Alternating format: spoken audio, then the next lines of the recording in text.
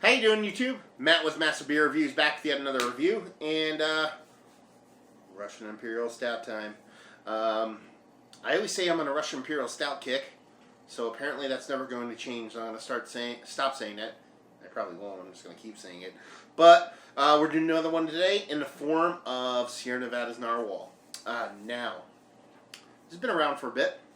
I've never had it. If you watched any of our reviews before, I always talk about three breweries I don't run to. Not that I avoid them, but one is Bell's, one is Stone, and one is Sierra Nevada. For a couple reasons. Actually, not a couple reasons, one big reason. They tend to overhop their beers, for me. Even beers that aren't supposed to be hop forward, they usually put way too much hops in them and make them hop forward. So I've never went to this beer before based off of that reason, specifically because Russian Imperial Stouts, some of them are hop forward and some of them aren't. I believe the good ones and the real ones shouldn't be hop forward, and the ones like a brewery I love, North Coast, their Old Rasputin to me is hop forward. Not a big fan of it because of that reason. So I've never went to it, but you got to review everything. So, and I've heard this one isn't too bad on that hop forward front. So we're gonna find out. So anyway, that whole story aside, what's on the bottle? 2014 version. Narwhal, Imperial Stout, Sierra Nevada. Nothing else on the sides. Narwhal, Imperial Stout, Sierra Nevada. Sierra Nevada Brewing Company. Chico, California, and Mills River, North Carolina. That's it on the front. On the back, packaged in July of this year. So, I mean, you're talking about, it's almost 6 months old, which is kind of badass. Inspired by the mysterious creature that dwells in the deepest Arctic seas. Narwhal Imperial Stout is a midnight black and bold with notes of baker's cocoa and dark roasted coffee. This massive Imperial Stout is incredibly complex and explores the darkest depths of malt flavor. We brew in Chico, California, and Mills River, North Carolina to bring you the finest quality beers, 10.2% alcohol, and all that government warning, recycling, yada yada. Label-wise, love it. Love this label. Everything about it is just fantastic. Probably the best Sierra Nevada label. Well, mixed.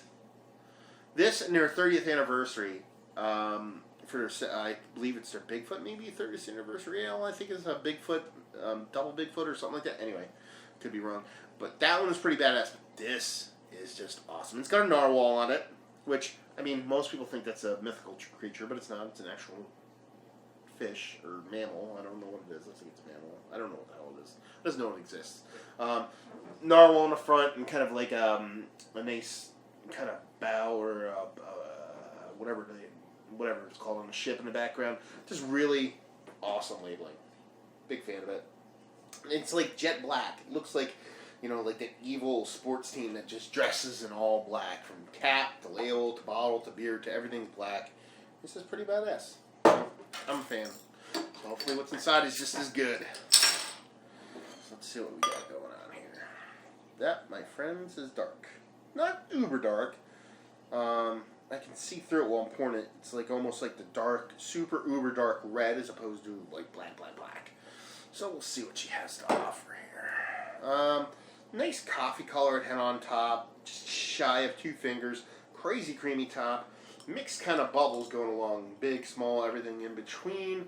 And color-wise, I mean, it's dark. Like I said, it has a reddish hue to it. Couldn't tell you anything else about the body or coloration because when it's in there, that sucker is dark. Nose-wise, let's see what she's got. That smells good. Not much hops whatsoever. Mostly coffee. Roasted malts, coffee. A lot of roasted malts. A lot of roasted malts, sweetness, and coffee. That's really good. I mean, that's not what I expected. Like I said, usually shy away from the Sierra Nevada stuff because of how hop forward they are. This one smells like what a Russian Imperial should smell like. You can get that little bit of cocoa in there too. Very faint, but it's there. But yeah, roasted malts. I'd go roasted malts. Just a hair under it is coffee, and then cocoa's kind of down here a bit, but it's in there. That smells really, really, really freaking fantastic. Dive right in. Cheers.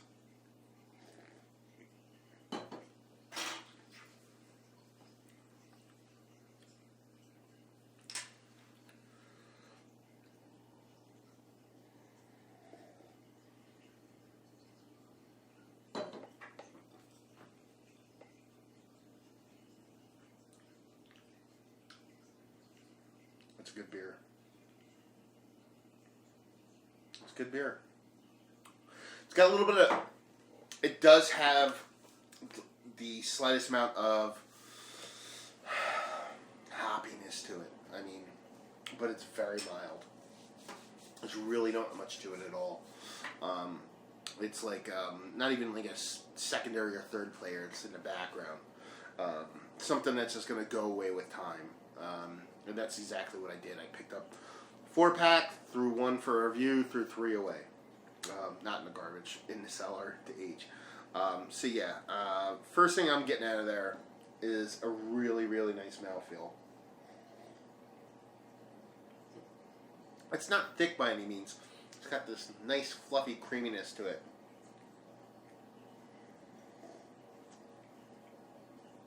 It's almost explosive, like effervescence from all the carbonation, which is pretty cool. And a really nice mixture of coffee and roasted malts. Like I said, on the nose, it was more roasted malts than coffee and a little bit of cocoa. I would almost tie the coffee and roasted malts in the mouth and then dial up that cocoa just a little bit. Not big, but it's a little bit more prevalent in the mouth.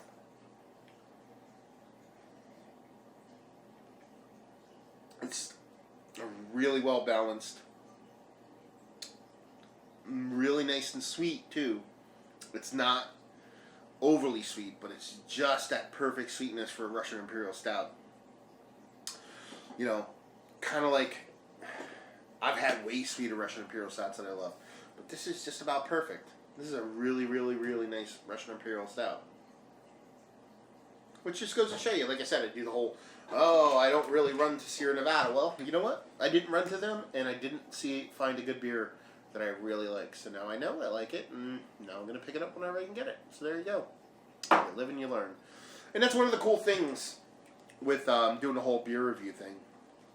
I started doing the beer review thing about, I think I kicked it off in April. When I launched the site, launched a YouTube channel in April, I put up like 1 or 2 videos and just laxed on it, I think.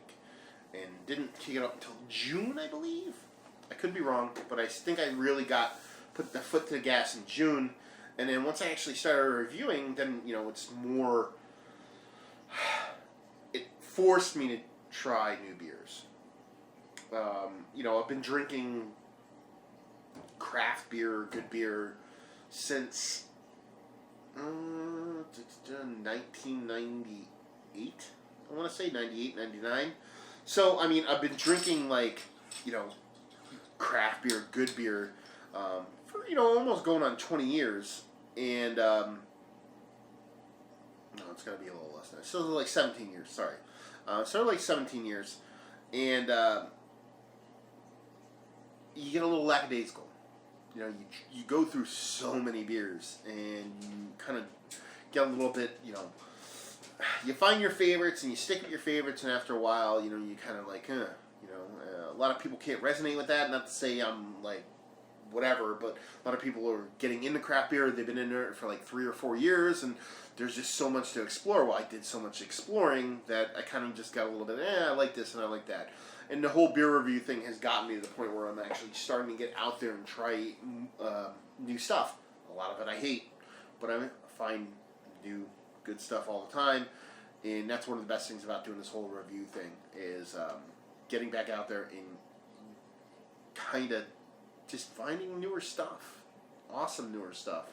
Stuff that I normally wouldn't get if I kind of like just stayed in my little kind of home cubicle thing and kind of just, you know, wasted away into beer awesomeness.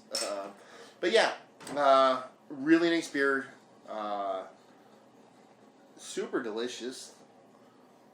Legs for days. Really nice mouthfeel. Perfect sweetness. Roasted malts, coffee, a little bit of cocoa. Absolutely fantastic.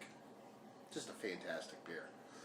Rating wise, let's see. What do I want to give it? I want to give it a 92. I'm going to give it a 92. It's just that good of a beer. 92 overall. Availability, I know it's a seasonal thing. I think it comes out, I want to say about a month, maybe 2 months ago. Excuse me, this is December 2014. So, I know it's a seasonal thing. When it comes out, I can typically get it. Like I said, I didn't really pick up any of it at all until this past weekend. So, I could still get it now if I wanted to get it. So, availability usually is pretty high. We'll give it like a 7 on an availability scale, even though it's seasonal. And as far as value, I think I paid $14 for a 4-pack. No, I'd have to look. Actually, it's probably closer to like 11 or 12 bucks for a 4-pack. If that's the case, $11, it's a 10 on a value scale. $14, it's an 8 on a value scale. It's just that good of a beer. So, I mean, in the end, if you are a stout fan, if you're a Russian Imperial Stout fan and you want to err toward the side of sweetness, the more traditional route of your John Courage or your Struce Black Albert, and not kind of leaning towards that more old Rasputin side, you're going to love it. But if you're a good beer fan in general, you owe it to yourself to give it a whirl. It's just that good of a beer. And the barrel-aged version just has to be that much better, so we're just going to have to review that in the future. So yeah, another review in the books. So hopefully you guys enjoyed the review. If you did or you didn't or somewhere in between, please leave a comment in the comment section below. If you'd like to check us out anywhere else on the internet, you can on Facebook, Twitter, and Instagram. All 3 of those places at Massive Beers.